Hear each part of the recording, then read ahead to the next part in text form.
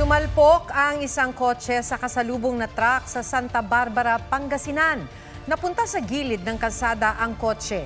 Nawala naman ang kontrol ang driver ng truck saka bumangga sa isa pang kotse. 4 ang sugatan. Sabi ng pulisya, nakainom ang driver ng kotseng bumangga sa truck.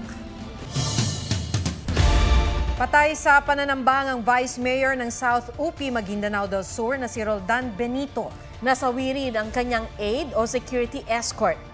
Ayon sa Maguindanao del Sur Police, pinagbabaril ang mga biktima habang sakay ng pickup truck sa Barangay Pandan alas 5 ng hapon. Tumakas sa mga armadong lalaki patungo sa liblib na lugar. Sugatan ang misis ni Benito na barangay chairwoman, gayon din ang kanilang anak at isa pang escort. Patuloy na tinutugis ang mga suspect. Kinundena ng alkalde ng South UP ang pag-atake. Dahil umano sa sumabog na LPG, nasunog ang isang gusali sa Binondo sa Maynila. 11 ang patay, kabilang ang misis ng may-ari ng karinderya kung saan nagmula raw ang apoy. Narito ang aking report. Higit pa sa ari-arian ang nawala kay Tatay Nori nang masunog ang kanyang karinderya sa Binondo, Maynila. 3 kaanak niya ang nasawi, kabilang ang kanyang misis. Nasa palengke siya nang mangyari ang insidente. Takbo ako kaagad, pero wala. Hindi ka pa. Pagdating ko, nasusunog na yun. Wala na yun. Nakita niyo na? Wala na. Pero mama rin. Wala na.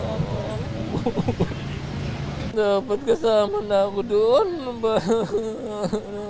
Ganun na lang ang kanyang hinagpis nang makita ang bangkay ng kanyang mga kaanak habang inilalabas sa gusali. Kaya kinailangan siyang isakay sa ambulansya. Si Tatay Nori ang may-ari ng karinderya kung saan pinaniniwala ang sumabog ang LPG pero bineberipika pa ito ng BFP. Ito yung karinderya na pinagmula ng sunog dito sa Binondo. Katunayan, kalabas na yung mga pagkain na paninda nila ngayong umaga. Ayon dun sa mga nakasaksi at nakatira malapit dito, nakarinig sila ng malakas na pagsabog. Pagkatapos, mabilis daw na kumalat ang apoy paakyat sa mas mataas na floor. Umabot sa second alarm ang sunog na sumiklab alas 7 ng umaga at tumagal ng mahigit 2 oras. 11 ang nasawi ng matrap sa gusali. Nasa kwarto lang po sila, nasa kalang beddings lang sila. Lumaki na po yung apoy, nasuffocate na sila. Yung nasa mezzanine, sir, ganun pa rin po, nasa higaan pa rin po sila nang makita namin. Kabilang sa mga nasawi ang ilang border sa taas ng karinderya. Sabi ng BFP, puro grills ang bintana kaya hindi nakalabas doon ang mga biktima. Kasunod ng insidente, pinainspeksyon na ni Mayor Hani Lacuna ang lahat ng mga gusali sa Maynila na nakatayo ng 15 taon o higit pa.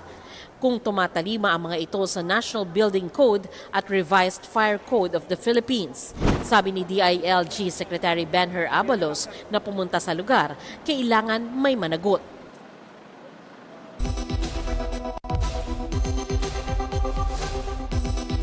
Narito ang tip talk para maiwasan ang sunog na may kinalaman sa LPG. Payo ng Bureau of Fire Protection, ilagay ang LPG tank sa lugar na may tamang bentilasyon at hindi naiinitan o direktang natatamaan ng init ng araw. Kung matutulog o aalis ng bahay o tapos na ang magluto, tiyaking nakasara ang regulator ng LPG tank. Kung may maamoy na gas, posibleng may singaw o leak ang tangke, kaya huwag mag-switch ng ilaw. Buksan ang mga bintana at pintuan para sumingaw ang apoy. Tanggalin ang regulator ng LPG at dalhin ang tangke sa labas ng bahay, malayo sa maaaring pagmulan ng apoy. Kung mag-apoy ang LPG tank, huwag magpanik. Kumuha ng basang-basahan at itakip ito sa nasusunog na bahagi ng LPG tank at mabilis na isara ang valve.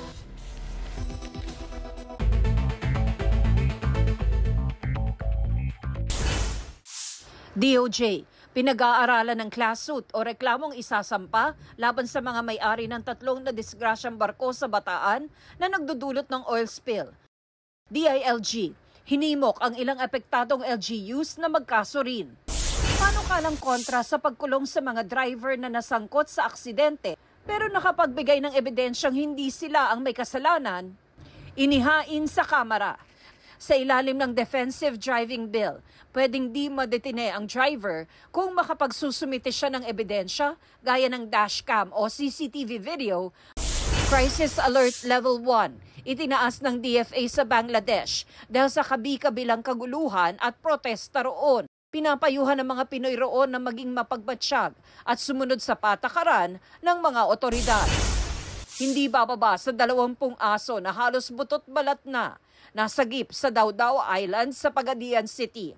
Ayon sa Animal Kingdom Foundation, ginawa na umanong tapunan ng mga inabandonang aso ang isla. Aminado rito ang barangay na nakakasakop sa isla. Pero ayon sa lokal na pamahalaan ng Pagadian, walang inire-report sa kanila ang barangay. Undersecretary Maria Cristina Aldeguer Roque, itinalagang acting secretary ng DTI. Tina Panganiban Perez, nagbabalita para sa GMA Integrated News. Nagain po ng reklamo sa NBI ang aktor na si Sandro Mulak, anak ng aktor ring si Nino Mulak. Ayon sa NBI, kasama ni Sandro ang ama ng maghain ng reklamo laban sa 2 tao na hindi pinangalanan ng NBI. Ayon sa NBI, humilig daw ng privacy ang mag-amang Mulak.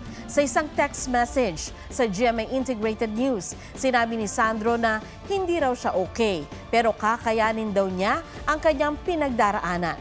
Sa isang pahayag, humihiling si Nino ng dasal para magkaroon sila ng lakas at tapang para kayaning alalahanin ang ginawa ng mga salarin. Nagpasalamat din sila sa mga natatanggap na suporta. Nauna rito, inireklamo ni Sandro sa GMA Network ang 2 independent contractors na sina Jojo Nones at Richard Cruz. Sabi ng network, kasalukuyang gumugulong ang investigasyon. Nauna nang sinabi ng kampo ni Nones at Cruz na hindi sinasalamin ng mga aligasyon ang tunay anilang nangyari. Sasagutin daw nila ito sa proper forum kapag natanggap na nila ang kopya ng formal complaint. Simula August 11, magbabalik sa GTV ang bagong season ng business lifestyle program na Negosyo Goals. Ayon sa host ng programa na si Ana Magkawas, kaabang-abang ang mga kwento ng pagbangon ng ilang negosyo na palubog na pero nakabawi pa rin. Tampok din ang success stories ng mga negosyo at kanilang business models. Dapat din daw abangan ng mga payo at gabay sa pagsisimula ng negosyo.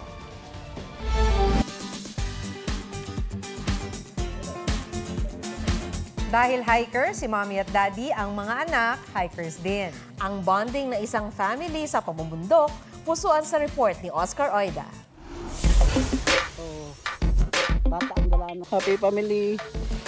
Ang pamilya ni Kendall at Isabel kasama ang kanilang 2 years old na anak nang mag-hike sa Mount Isaac sa Misamis Oriental. Maliban sa challenging, naging hobby na rin namin yung pag-aakyat ng bundok. Why not isama natin yung mga bata one of these days? Mas maigi naman na while kami as parents, meron din kaming time sa kanila, not just only time but quality time with them to be one with the nature. imbis na mag-mall at online games, maganda raw ma-expose ang mga bata sa kalikasan. Hirap man sa hike, pawing-pawi ang pagod dahil hindi raw umiyak ang anak at na-enjoy ang scenery. Bago mag-hike, tiniyak nilang nasa kondisyon sila para dalhin ang mga anak. Dapat meron tayong preparation, especially sa cardio natin tsaka sa lower body. Oscar Oida, nagbabalita para sa GMA Integrated News.